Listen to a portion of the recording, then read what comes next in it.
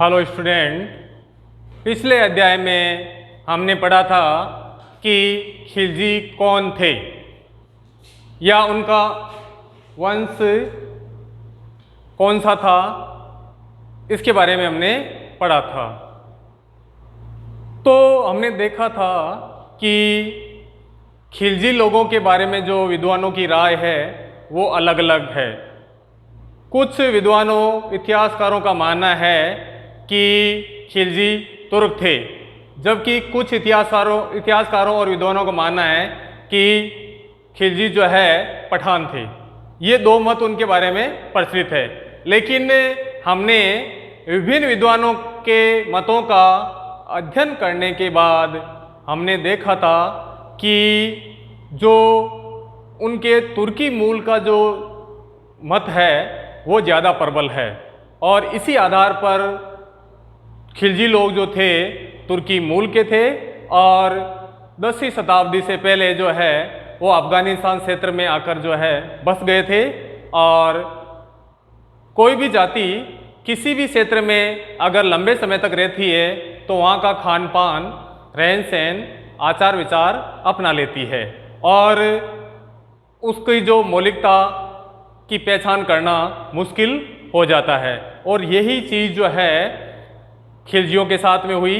और उस समय जो दिल्ली के शासक थे, जो गुलाम वंश था वहाँ पर, उसके जो शासक थे उन्होंने उन्हें तुर्क नहीं माना और उन्हें गैर तुर्की मानते रहे और उन्हें शासन में महत्वपूर्ण पद नहीं दिए, क्योंकि उस समय तुर्की अमीरों में ये धारणा प्रचलित थी कि जो शासन के जो महत्वपूर्ण पद है वो तुर्की अमीरों को ही मिलने चाहिए। और खिलजियों को चूँकि गैर तुर्की माना जाता था इसलिए उसे छोटे मोटे पदों पर ही नियुक्त किया जाता था। लेकिन बाद में परिस्थितियाँ चेंज होती है और इसी वंश का एक व्यक्ति जलालुद्दीन खिलजी जो है दिल्ली का सुल्तान बन जाता है। तो जो है आज हम उसी व्यक्ति के बारे में पढ़ेंगे जो है एक जो दिल्ली सल्तनत का पहला वंश था गुलाम वंश, उसका अंत करके जो है एक नए वंश की नींव रखता है और वो वंश होता है खिलजी वंश। खिलजी वंश का संस्थापक जलालुद्दीन खिलजी था, उसके बारे में हम आज पढ़ेंगे। तो जलालुद्दीन खिलजी कौन था, उसका जन्म कब हुआ था, इसके बारे में ज़्यादा जानकारी हमें नहीं मिलती, लेकिन हमें इतनी जानकारी मिलती है कि बलवन जो इसके जलालुद्दीन खिलजी के जो पूर्वज थे वो बलवन के समय जो है सैनिक सेवा में आ गए थे और सैनिक सेवा में बलवन के अंडर में काम कर रहे थे। और जलालुद्दीन खिलजी भी जो है बलवन के अंडर में ही जो है सैनिक के रूप में कार्य कर रहा था, लेकिन मंगोल आक्रमणों के दौरान उसने जो है अपने शौर्य का प्रदर्शन किया और बलवन की नज़र उस पर पड़ी। तो उस प्रकार जो है वहाँ पर जो है बलवन ने उन्हें सेनानायक नियुक्त कर दिया मंगोलों के खिलाफ अभियान का। लेकिन जलालुद्दीन खिलजी का जो मेन उत्कर्ष है, जो सर्वोत्कर्ष हुआ, वो केकुबाद के समय हुआ। केकुबाद जो है बलवन का उत्तराधिकारी था और जो है उसके काल में विभिन्न तुर्की अमीरों में जो है विभिन्न प्रकार के विवाद थे और जो है तुर्की अमीर जो आपके निजामुद्दीन था, जो उसका वजीर था, वो जो है शासन सत्ता पर काबिज था और शासन की संपूर्ण शक्तियां जो उसके पास में थी। लेकिन बाद में बुगरा खां जो केकुबाद का पिता था, उसके समझाने पर जो है केकुबाद निजामुद्दीन की हत्या कर देता है।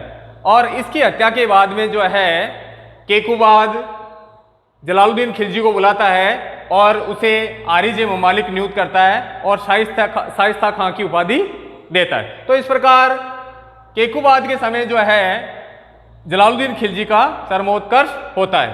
तो इस प्रकार एक महत्वपूर्ण पद पर जो आरिज ममालिक सेना का प्रधान होता था और शाइस्ता खां की उपाधि और साथ में अवध का सूबा भी उसे दिया गया था। तो इस प्रकार जो है महत्वपूर्ण ये तुर्की अमीरों से महत्वपूर्ण हो गया, तुर्की अमीरों से महत्वपूर्ण हो गया। लेकिन तुर्की अमीर जो है इस कंडीशन को सहन नहीं कर पाए। वो नहीं चाहते थे कि उनके रहते कोई गैर तुर्की अमीर इतने उच्च पद पर पहुंचे, तो उन्होंने जो है इसका विरोध किया। और इन विरोधी तुर्की अमीरों के जो नेता थे वो थे कच्छन और सुरखा, मलिक कच्छन और मलिक सुरखा, मलिक कच्छन और मलिक सुरखा। उन्होंने जलालुद्दीन खिलजी का विरोध किया और जलालुद्दीन खिलजी की हत्या करने की योजना बनाई। लेकिन उनकी इस योजना का पता जलालुद्दीन खिलजी को चल जाता है और जब तक कि ये अपनी योजना की क्रियान्विति करते उससे पहले ही जलालुद्दीन खिलजी इनका वध करवा देता है। तो इस प्रकार जो है कच्छन और सुरखा मारे जाते हैं। अब जलालुद्दीन खिलजी क्या करता है, उस समय का जो शासक होता है क्यूमर्स, मैंने आपको बताया था कि बीच में ज़्यादा शराब पीने की वजह से केकुबाद को लखवा मार गया था और उसके लखवा मारने के बाद तुर्की अमीरों ने उसके पुत्र क्यूमर्स को शासक बना दिया था।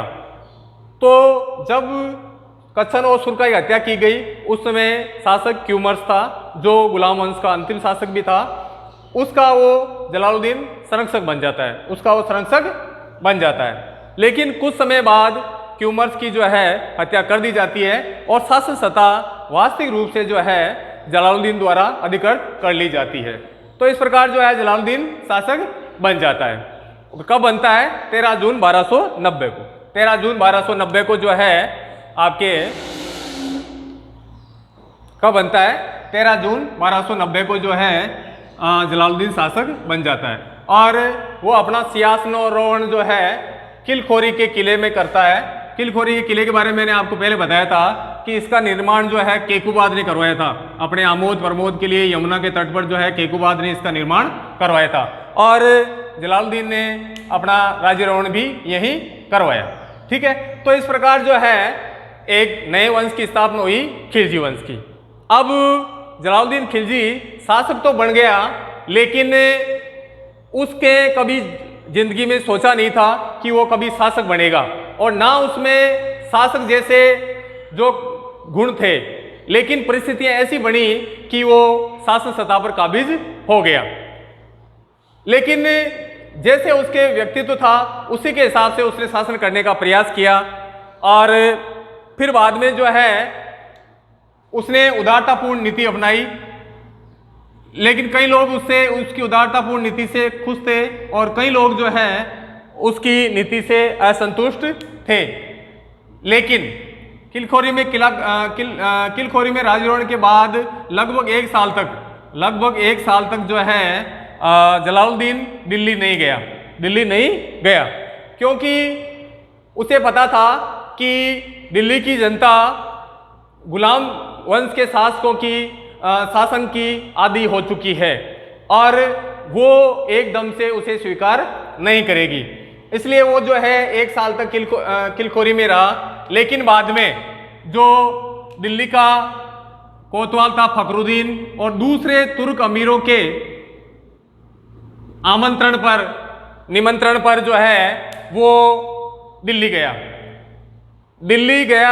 लेकिन जब उसने जो है बलवन के महल में प्रवेश किया तो जो है वो अपने घोड़े से उतर गया और मतलब रोने लग गया, घोड़े से उतर के रोने लग गया।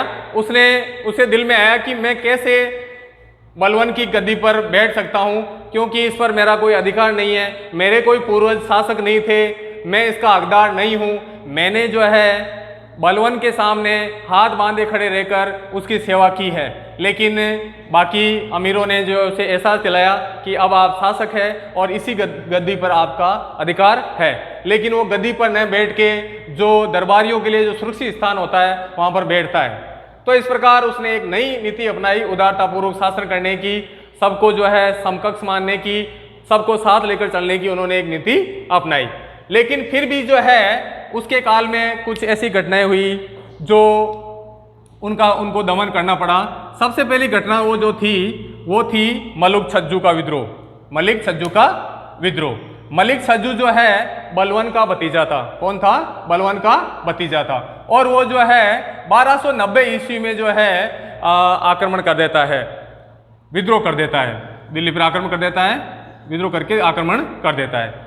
अब इसके विद्रोह को दबाने के लिए जो है अपने पुत्र अरकली खां को भेजता है।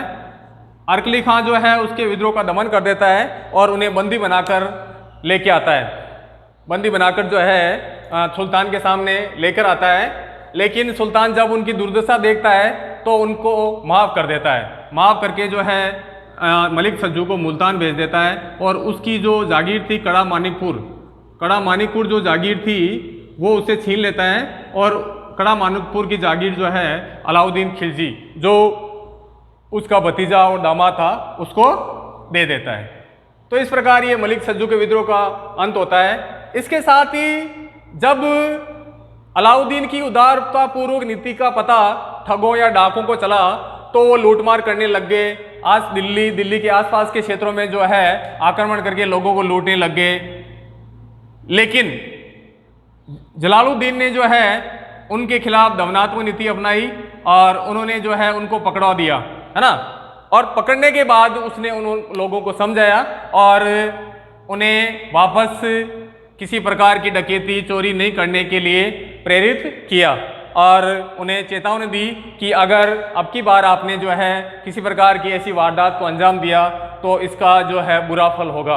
और उनको कहा कि आप जो है बंगाल की तरफ चले जाइए वरना जो है आपको दंडित किया जाएगा। फिर उनमें से कई डाकू लोग जो है बंगाल की तरफ चले जाते हैं। तो इस प्रकार डाकुओं का दमन किया जाता है।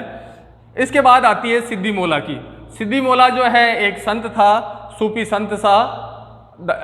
ये जो है फारस का रहने वाला था और यहाँ जो है जो अजोधन के जो सूफी संत थे, अजोधन के जो सूफी संत थे उनका शिष्य था सिद्दी मौला। और इसका खान का बहुत बड़ा था, उसमें जो है हजारों लाखों लोग आते थे और उनके लिए जो है खाने पीने की व्यवस्था होती थी। बड़े बड़े अमीर लोग वगैरह भी आते थे। लेकिन सिद्दी मौला जो है एक महत्वाकांक्षी संत था। वो जो है बड़े बड़े अमीरों और मतलब सरदारों से जो है संपर्क रखता है, राजनीतिक विषयों पर चर्चा करता है, कई प्रकार के जो षड्यंत्र वहाँ पर रचे जाते हैं। और इसका पता जब जलालुद्दीन खिलजी को चलता है तो वो सिद्दी मौला को जो है दंडित करने के लिए पकड़वा देता है। बाद में जब ये जलालुद्दीन खिलजी से बहस करने लग जाता है तो सिद्दी मौला को जो है हाथी के पैरों तले कुचलवा कर मरवा दिया जाता है। ठीक है, तो ये सिद्दी मौला का विद्रोह हो गया। अब बात करते हैं हम रणथंबोर अभियान की। तो जलालुद्दीन खिलजी काल में जो है जो अभियान किए गए, रणथंबोर अभियान और मंडोर अभियान मुख्य थे। रणथंबोर अभियान 1291 ईस्वी में किया गया। रणथंबोर पर जब उन्होंने अभियान किया उस समय वहाँ का शासक हमीर था। कौन था? हमीर, जो चौहान शासक था। और उसने जो है रणथंबोर पे आक्रमण किया। रणथंबोर पर आक्रमण करने से पहले जो है एक स्थान है, जाइन नामक स्थान है, जिसे रणथंबोर के किले कुंजी भी कहा जाता है। उसने सबसे पहले इस पर अधिकार किया, बाद में रणथंबोर घेरा डाला। लेकिन रणथंबोर बहुत ही दुर्गम दुर्ग था, है ना, उसको जीतना मुश्किल काम था। तो काफ़ी टाइम तक जो है घेरा डाले रहने के बावजूद वो उसको जीत नहीं सका। जीतने में असमर्थ रहने पर उसने जो है वहाँ से जो इसका घेरा है वहाँ से उठा लिया और ये कहते हुए कि मैं ऐसे 10 किलो को एक मुसलमान के बाल के बराबर नहीं समझता, उसने जो है वहाँ से घेरा उठा लिया, वापस दिल्ली चला गया। लेकिन बाद में उसने मंडोर पे आक्रमण किया 1292 में और मंडोर को जीत लिया। इसके बाद जो है इसके काल में जो घटना होती है महत्वपूर्ण, वो है मंगोलों का आक्रमण। वो होता है इसके 1292 ईस्वी में। 1292 ईस्वी में अब्दुल्ला खां के नेतृत्व में जो है मंगोल आक्रमण होता है उनमें, लेकिन सुल्तान जो है उन्हें पराजित कर देता है। बाद में अब्दुल्ला और इसके जलालुद्दीन खिलजी बीच में समझौता हो जाता है और अब्दुल्ला वापस चला जाता है। लेकिन कुछ मंगोल जो है उल्लू खां के नेतृत्व में यहीं रह जाते हैं और इस्लाम ग्रहण कर लेते हैं और इस्लाम ग्रहण करके दिल्ली में बस जाते हैं। और दिल्ली में जिस स्थान पर ये बसे वर्तमान में वो मंगोलपुरी कहलाता है। क्या कहलाता है? मंगोलपुरी कहलाता है। बाद में जो है जलालुद्दीन खिलजी उल्लू खां के साथ में अपनी लड़की का विवाह भी कर देता है। तो ये कुछ घटनाएं थी आपके जलालुद्दीन के काल की। अब दूसरी घटनाएं जो है वो अलाउद्दीन से संबंधित है। हालांकि जलालुद्दीन के काल में घटित हुई थी लेकिन वो जो है अलाउद्दीन से ही संबंधित है। जलालुद्दीन ने जो है अलाउद्दीन ने जो है जलालुद्दीन काल में 2 अभियान किए थे। एक अभियान किया था मालवा पर, दूसरा किया था देवगिरी पर। मालवा पर जो है उसने भिलसा पर आक्रमण किया था 1292 में, और उसने जो है भिलसा में जो है अधिकार करके वहाँ लूटपाट करके जो है वहाँ से बहुत सा धन जो है लेकर वो आया, और वहाँ से लेकर जो धन लेकर आया वो सुल्तान को समर्पित किया। तो सुल्तान को समर्पित करने पर जो है सुल्तान बहुत प्रसन्न होता है और उसे जो है आरिज ममालिक बना देता है। फिर बाद में जो है जब वो भिलसा में होता है तब वो देवगिरी के बारे में सुनता है कि देवगिरी कितना संपन्न क्षेत्र है ना, उसमें कौन शासक है, कैसी वहाँ की सेना, इस सब चीज़ों के बारे में वो भिलसा में रहते हुए उसने जानकारी प्राप्त की। फिर बाद में उसके मन में देवगिरी को जीतने की इच्छा जाग उठी, लेकिन उसने इस बात को सुल्तान को नहीं बताया। उसने जो है चुपचाप इसके लिए तैयारी की और सुल्तान से उसने चंदेरी पर आक्रमण करने के लिए अनुमति मांगी और सुल्तान ने दे दी, लेकिन उसका वास्तविक जो निशाना था वो देवगिरी था। अब वो देवगिरी पर आक्रमण करता है और वहाँ के शासक रामचंद्र देव को पराजित करके वहाँ से बहुत ज़्यादा धन जो है लूट कर वो लेके आता है, मतलब बहुत ज़्यादा, हद से ज़्यादा धन जो है। और जो धन लूट के आता है उससे क्या है, उसकी महत्वाकांक्षा बहुत ज़्यादा बढ़ जाती है और उसे दिल्ली की गद्दी प्राप्त करने की इच्छा जाग उठती है। ठीक है, तो अब जो है दिल्ली गद्दी प्राप्त करने के लिए उसके आड़े आ रहा था जलालुद्दीन खिलजी। तो उसने जलालुद्दीन खिलजी को रास्ते से हटाने के लिए एक प्लान बनाया और उसने जो है वह समाचार भिजवाया दिल्ली कि उन्होंने सुल्तान से बिना पूछे जो है देवगिरी पे आक्रमण कर दिया, और वो बहुत ही परेशान हो गया है कि मैंने जो है अपने ससुर या चाचा की जो है अनुमति नहीं ली और आक्रमण कर दिया, मैं उनसे क्षमा मांगना चाहता हूँ। और ऐसा पत्र उसने असलम बेग को लिखा और असलम बेग ने जो है सुल्तान को बताया और उसने कहा कि मैं सुल्तान के पास जो है मैं आ नहीं सकता, क्योंकि मैं इतना डर गया हूँ कि सुल्तान मुझे क्षमा करेंगे या नहीं करेंगे, है ना, और मैं दिल्ली नहीं आ सकता, और अगर सुल्तान मुझे क्षमा नहीं करेंगे तो मैं आत्महत्या कर लूँगा या बंगाल की तरफ भाग जाऊँगा। लेकिन जलालुद्दीन खिलजी उदार दिल का व्यक्ति था, साफ दिल का व्यक्ति था, उसने जो है उस पर विश्वास कर लिया। उसने कहा कि कोई बात नहीं, जो है आपसे गलती हो गई, कोई समस्या नहीं है, हाँ मैं आपको माफ़ करता हूँ। लेकिन उसने कहा कि आप कड़ा मानिकपुर आके जो है मुझे आप माफ़ करिए। तो इस प्रकार वहाँ से जो है जलालुद्दीन खिलजी कड़ा के लिए रवाना होता है ना, जल मार्ग से, और वहाँ पर पहुँचता है। लेकिन जलालुद्दीन खिलजी ने जो है उसकी हत्या करने पहले से प्लानिंग बना रखी थी, और जैसे ही वो वहाँ पहुँचता है अलाउद्दीन जो है जलालुद्दीन की कदमों में गिर जाता है। जलालुद्दीन उसको उठा के सीने से लगा लेता है, लेकिन उसी समय मोहम्मद सलीम नाम का व्यक्ति जो है उस पर छुरा घोंप देता है सुल्तान के। बाद में इख्तियारुद्दीन हुद नाम का व्यक्ति जो है उसका सर धड़ से अलग कर देता है। तो इस प्रकार जो है 1296 में जो है जलालुद्दीन खिलजी की हत्या कर दी जाती है और अलाउद्दीन खिलजी जो है शासन सत्ता पर काबिज होता है। तो इस प्रकार ये जलालुद्दीन के बारे में आज हमने पढ़ा। कल हम जो है इसके जो दामाद है